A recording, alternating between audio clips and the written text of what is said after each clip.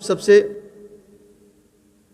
जिस तरीके से कोरोना किसी भी धर्म और जाति वर्ग को नहीं देख रहा है, हमें भी इन सारी चीज़ों को अपने बीच में नहीं लाना है और मानवता को ध्यान में रखते हुए और अपने तमाम अधिकारियों की आज्ञा का पालन करते हुए, क्योंकि जो कुछ वो हमको बता रहे हैं वो मेरी और आपकी सेफ साइड है। जैसे सबसे पहले कि हम अपने मुंह को ढक के रखें इस तरीके से और निरंतर सैनिटाइज करते रहें,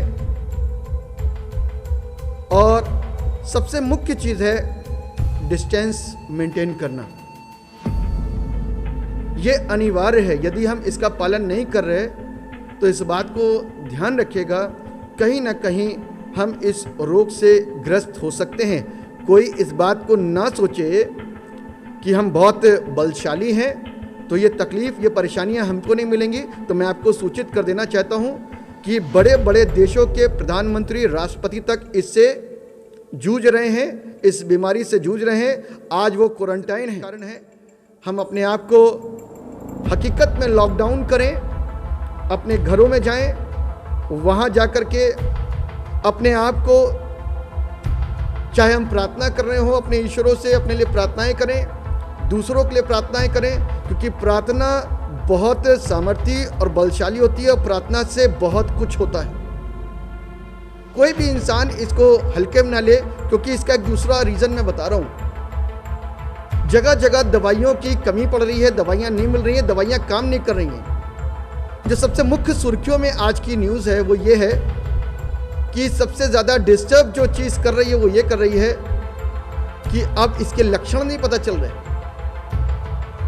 कोई कहता है खांसी होती है तो होता है, कोई कहता है जुकाम होता है तो होता है, कोई कहता है छींकने से होता है, लेकिन बगैर खांसी, बगैर जुकाम, बगैर छींके भी ये कोरोना वायरस लोगों के अंदर पाया जा रहा है।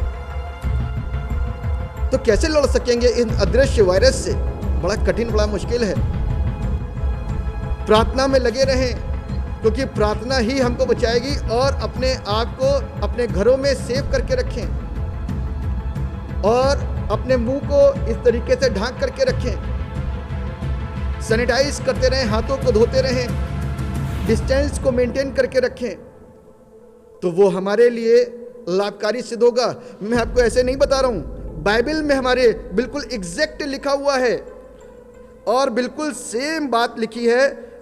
यशाया नबी की पुस्तक, उसका 26 अध्याय और उसके 20वां पद लिखा है, हे मेरे लोगों, आओ अपनी अपनी कोठरी में प्रवेश करके किवाड़ों को बंद करो, थोड़ी देर तक, जब तक क्रोध शांत ना हो तब तक अपने को छिपा रखो, क्योंकि देखो यहोवा पृथ्वी के निवासियों की अधर्म का दंड देने के लिए अपने स्थान से चला आता है, और पृथ्वी अपना खून प्रकट करेगी और घात के वो को और अधिक न छिपा रखेगी।